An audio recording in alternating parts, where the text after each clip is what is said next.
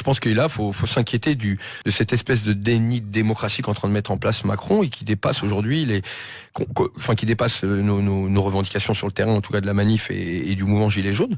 Mais c'est surtout que même le plus grand des macroniens ou des démocrates ou même les mecs à l'Assemblée, il faudrait qu'ils réalisent qu'on tire sur le peuple. Quand je débat avec un syndicaliste qui nous dit qu'il se sent soulagé de pouvoir utiliser les LBD, mais t'es humain dans ta tête? T'es soulagé de pouvoir utiliser un LBD? T'es soulagé de pouvoir tirer dans la tête à quelqu'un? Ou le président de la commission qui a pas voulu faire l'arrêt, mais qui s'en prenne une dans la tête, je vous jure qu'il va voter le contraire derrière. Et le fabricant d'armes LBD lui-même a dit qu'il y a eu une tir de précision, c'est pas qu'il s'est trompé de tir, quoi. Mais non, ils ont une mire holographique, une mire de guerre. Le LBD est inscrit au code des armes de guerre. On utilise une arme de guerre sur le peuple français. Je sais pas, moi, à l'Assemblée, réveillez-vous, les gars. Que vous croyez en Macron, aux idées de Macron, je peux l'entendre. Mais on peut pas croire en l'idée qu'on tire sur son peuple, quoi. On vient m'accuser dans le Parisien d'être un transporteur de drogue.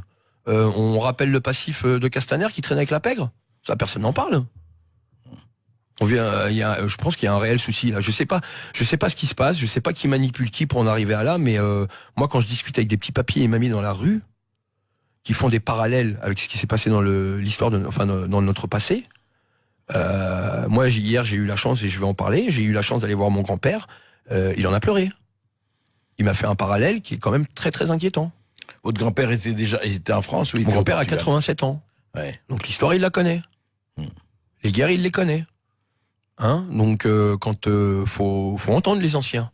Parce que eux, nous ici, on vit dans une époque où l'actualité fait place à l'actualité. On a du mal à peut-être à intégrer tout. Oui, ça va vite. Mais les anciens, eux, ils ont pas oublié parce qu'ils l'ont vécu. Donc faut peut-être les écouter. Et si eux sont inquiets, faudrait peut-être que les jeunes s'inquiètent en tous les cas.